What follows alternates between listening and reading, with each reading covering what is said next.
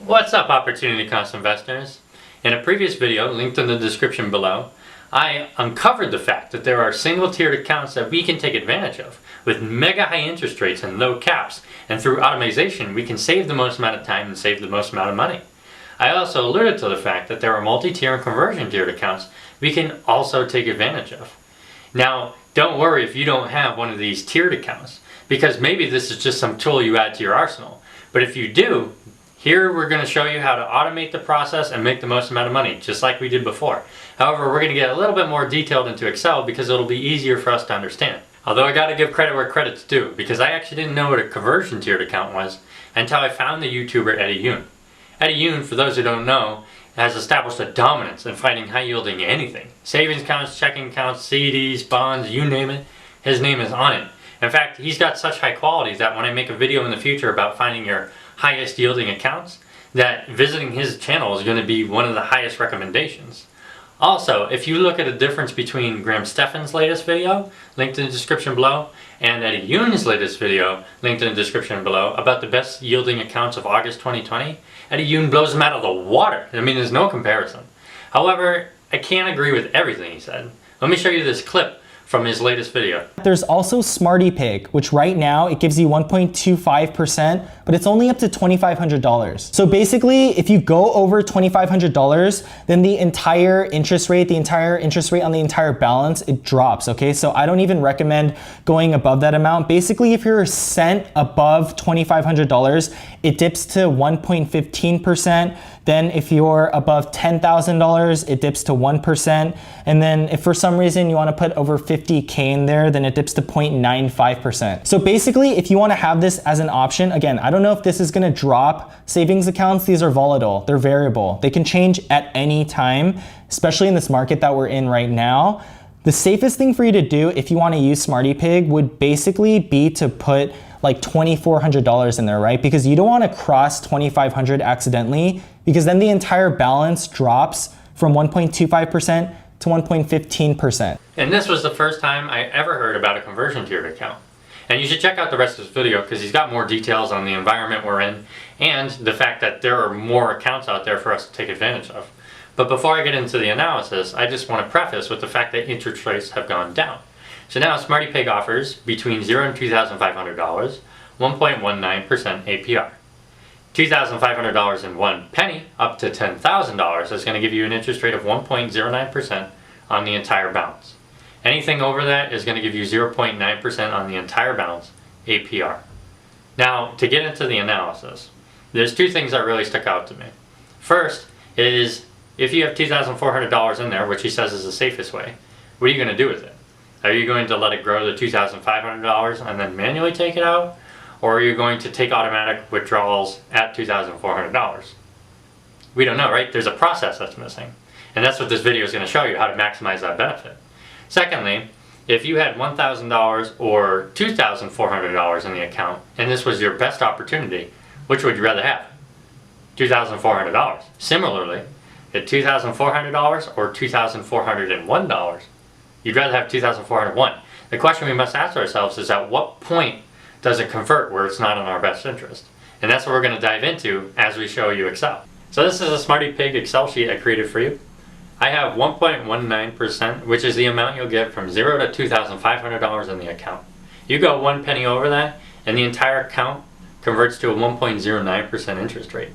Now there's actually another tier that Smarty Pig has, and we'll see that in a second, but we're going to ignore for now just to keep things simple. Now keep in mind, when we do an analysis like this, it's because you have another account on the side that gives you a better interest rate than 1.09%, but not as good as 1.19%. So you take the interest from the high yielding account and move it into your external account. Now, I also need you to keep in mind the fact that this narrow of a margin isn't something that we would actually be concerning ourselves with, because the time and the maintenance considered with that would just be too much for our value. I brought you the Smarty Pig website where we see the rates. And down on the bottom you can see exactly what it's talking about and the 3 margins. But again, we're going to ignore the third one. One other question we have to ask ourselves is, how is this compounded? So I brought you to the frequently asked questions next, where you can see that it compounds on a 365-day basis or a 366-day basis, being whether it's a leap year or not a leap year. But we'll move back into the Excel sheet where I'll show you what we do now for the calculations. Essentially, all you have to do is take that interest rate and divide it by 365 and 366. And that's what I'm doing now. Notice that there's only a 1 in 10,000th% difference. And as little as that sounds, the fact that they had to mention it means that they do account for it. So if they account for it, we account for it, and we'll just make everything sound good from there. Next thing I do is put an automatic withdrawal of $1. Just $1 for now. We'll go into the reasons why and how much later, but we're just going to use that as a placeholder. The first column you're going to want to create is a date column. I start with August 1st just because I like to start with the first of a month. I realize that most people don't start, actually we have like a 1 in 30% chance of starting on the first of the month. But I realize that if someone starts in the beginning or even a quarter of the way through the month, then you can do the first month manually and automate the process from there. So in this column, you're going to want the next cell to be end of month or E-date, which I'll show you here, and just copy it all the way down. I did that for 80 years, just because I made up a number, and the longer you go, the better.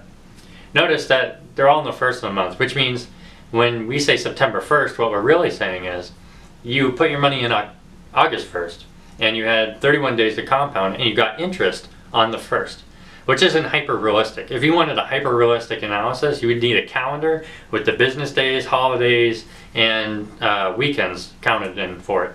But we don't need that level of detail. In fact, all we need to do is get pretty close, and it'll fill in for the rest. And you just provide a margin of safety for this consideration. So we're going to need two formulas now, first of which is going to be an interest formula. So to do this, you take the beginning balance, $2,400, which I just made up. It's just a placeholder for now. Multiply that by 1 plus the rate, and I use the 366 rate, and multiply it by how many days there were that it had to compound. To do this, you use the day function, which I do in the Excel sheet, and you subtract 1. And notice that I'm using the 366 rate. Well, that's good and all, but what if it's not a leap year? Then we'd have to manually change it. So now we need a formula to consider whether it's a leap year or not. So that's what I have here. Essentially, we're doing the difference of days between the first of the year and the last of the year. If that equals 365, then it's a leap year. If not, it's not a leap year.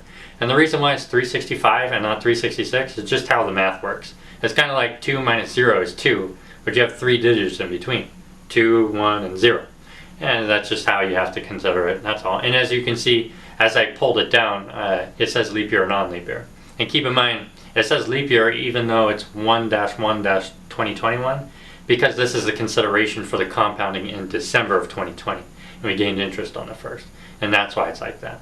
So now you can take that leap year formula and copy it over to the next cell. Everything highlighted in yellow, we're going to ignore now. That was only for demonstration on the formulas we're going to use. And now we're going to take those interest formulas and fill in the spots where it said leap year or non-leap year.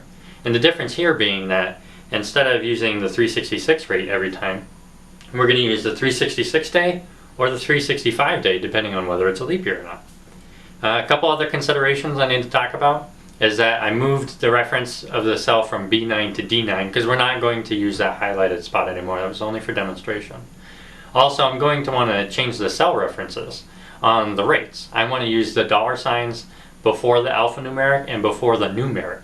And that's just so that way when we copy and paste it and fill in the information, it doesn't slide around. And that's why we do that. Last but not least, I'm also going to add a rounding feature to it. I can't tell you, unfortunately, how many digits banks round the numbers to. It could be that they go as far as thousands of digits, but I don't know. I'll just keep it 2 digits to keep it simple, and again, accept a margin of error. This margin of error is going to be wildly small, so that's okay for me. So now that we have that, we can see that we made $2.42 in interest, which is perfect. That's what we saw before. The next column over, we're going to do the withdrawal, which references the cell from earlier. Then we're going to do the balance after the withdrawal, which is the balance before withdrawal minus the withdrawal, obviously.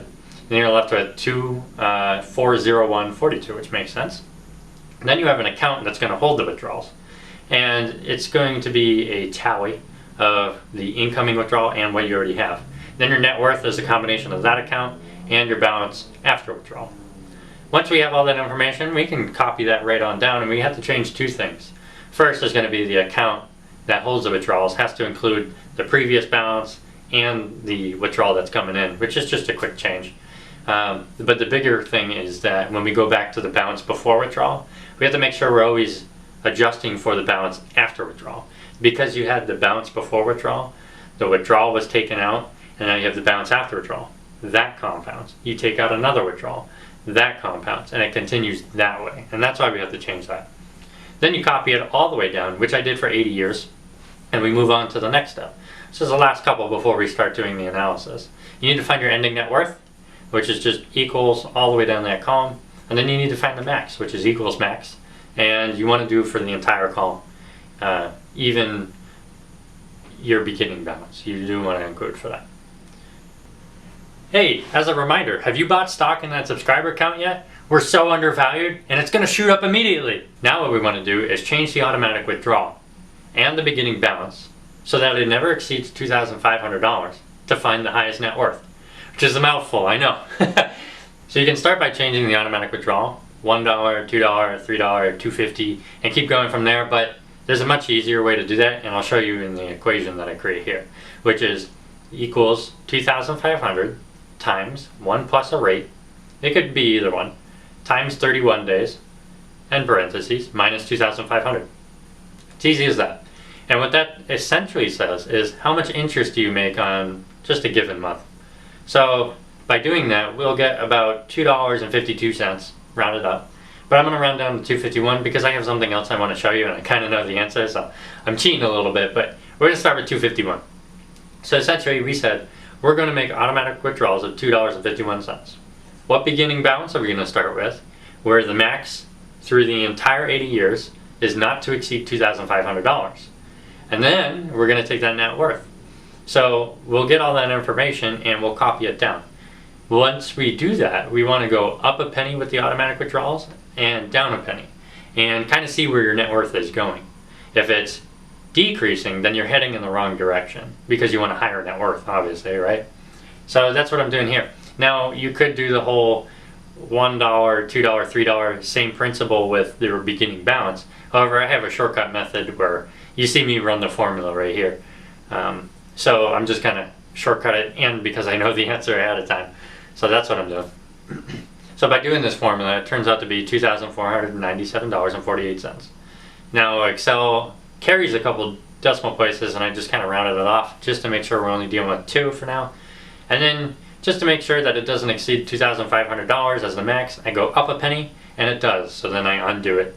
And so that's what we're left with.